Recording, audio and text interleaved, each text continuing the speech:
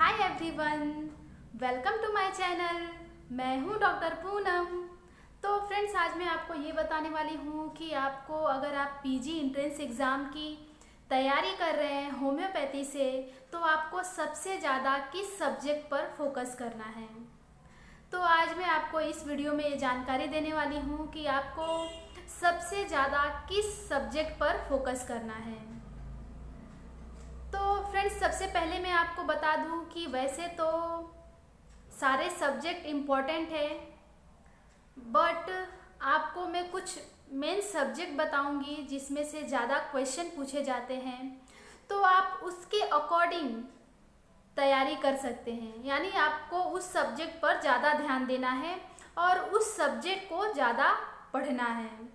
तो आपको उसके अकॉर्डिंग उस सब्जेक्ट्स को ज़्यादा वैल्यू देना है।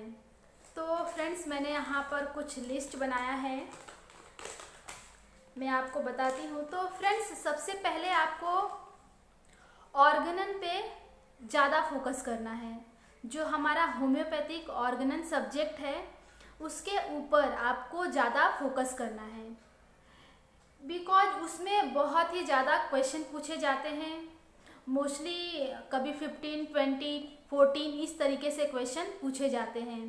तो आपको सबसे ज़्यादा ऑर्गेनन पर फोकस करना है, यानी आपको ऑर्गेनन पे बहुत ही ज़्यादा ध्यान देना है। उसके बाद जो सेकंड हमारा सब्जेक्ट है वो है मैट्रिया मेडिका। अगर आप पीजी एंट्रेंस एग्ज़ाम की तैयारी कर रहे हैं तो आपको मैट्रिया मेडिका पे भी बहुत ही ज़्यादा ध्यान देना पड़ेगा। उसके बाद जो तीसरा सब्जेक्ट है वो है रेपेटरी। तो फ्रेंड्स, ये दोनों के बाद आपको रेपेटरी यानी तीसरा जो सब्जेक्ट है उसके ऊपर भी आपको ध्यान देना पड़ेगा।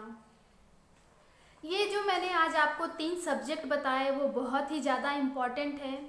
अगर आप ये तीनों सब्जेक्ट अच्छे से कवर करते हो तो आपको बहुत ही अच्छे मार्क्स मिलेंगे। सपोज ऐसा हुआ कि आपने ये तीनों सब्जेक्ट बहुत ही अच्छे से कवर कर लिया, यानी कि अगर इसमें से कुछ भी पूछा तो आपने कुछ भी छोड़ा नहीं, सारे क्वेश्चन सॉल्व कर दिए। एक भी क्वेश्चन आपसे ऐसा नहीं हुआ कि नहीं मुझे नहीं आता हो। तो आपको इस तरीके से प्रिपरेशन करना है, उस सब्जेक्ट में एकदम परफेक्ट रहना है कि हाँ, मुझे इस सब्जेक्ट से कुछ भी पूछे तो मुझे वो आंसर आना चाहिए। तो जैसे कि मैंने आपको 3 सब्जेक्ट बताए, पहला ऑर्गेनन, दूसरा मैट्रिया मेडिका, तीसरा रेपेटरी। ये तीनों सब्जेक्ट जो होम्योपैथिक से रिलेटेड है बहुत ही ज़्यादा इम्पॉर्टेंट है। तो ये सारे हो गए होम्योपैथिक से रिलेटेड। उसके बाद भी बहुत सारे सब्जेक्ट हैं, जैसे कि फार्मेसी है, एनाटॉमी है, फिजियोलॉजी है, एफएमटी, पीएसएम, पैथोलॉजी, गायनेक और ऑब्स सर्जरी और मेडिसिन है। तो ये सारे सब्जेक्ट को भी आपको फोकस करना है।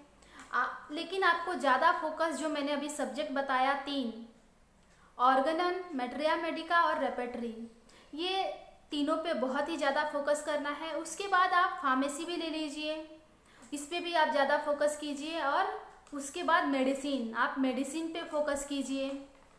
तो फ्रेंड्स, जैसे कि मैंने आपको बताया, उसके बाद आप पीएसएम पे भी फोकस कर सकते हैं। ये भी बहुत ही अच्छा सब्जेक्ट है स्कोरिंग के लिए।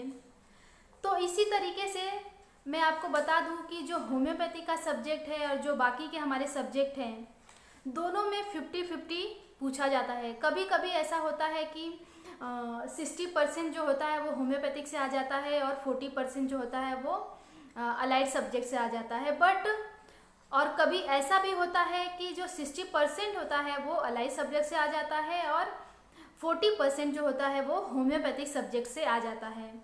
तो फ्रेंड्स, मैं आपको ये एडवाइस दूंगी कि आपका ऑर्गेनन, मैट्रिया मेडिका, रेपेटरी पढ़कर होने के बाद आप बाकी के सब्जेक्ट भी कवर कीजिए, बिकॉज ये भी बहुत ही ज़्यादा इम्पॉर्टेंट है। बिकॉज इसमें से भी कुछ भी पूछ सकता है। बट आपका जो ऑर्गेनन, मैट्रिया मेडिका, रेपेटरी और फार्मेसी, ये चारों सब्जेक्ट में परफेक्शन होना चाहिए, ताकि अगर कहीं से भी पूछे तो आप आंसर दे सको। तो आज मैं आपको इस वीडियो में यही बताना चाहती हूँ कि अगर आप पीजी एंट्रेंस एग्ज़ाम की तैयारी कर रहे हैं तो आपको सभी को ऑल द बेस्ट। अच्छे से क्वेश्चन आंसर करके आइएगा। और फ्रेंड्स, मैं आपको और भी कुछ बताना चाहती हूँ कि जितना भी हो सके आप एमसीक्यू कीजिए, मल्टीपल चॉइस क्वेश्चन जो बुक्स होते हैं वो पढ़िए, वीके चौहान की टेक्स्ट बुक पढ़िए, टर्निंग पॉइंट पढ़िए। अगर आप टर्निंग पॉइंट और वीके चौहान की टेक्स्ट बुक पढ़ते हैं तो बहुत ही ज़्यादा बेनिफिट है, ये दोनों ही बहुत ही ज़्यादा आपके लिए इम्पॉर्टेंट हो जाते हैं। तो फ़िलहाल से तो एग्ज़ाम नज़दीक आ रहे हैं, तो मैं आपको यही बताऊंगी कि आप वीके चौहान की टेक्स्ट बुक पढ़िए और टर्निंग पॉइंट पढ़िए, बहुत ही अच्छी बुक है। तो फ्रेंड्स, आज के लिए बस इतना ही। आपको मेरा वीडियो कैसा लगा मुझे कमेंट्स कीजिएगा और मेरे चैनल को सब्सक्राइब कर देना, बिकॉज इसी तरह के नॉलेजेबल वीडियो मैं लेकर आती रहती हूँ। तो आज के लिए बाय बाय, टेक केयर।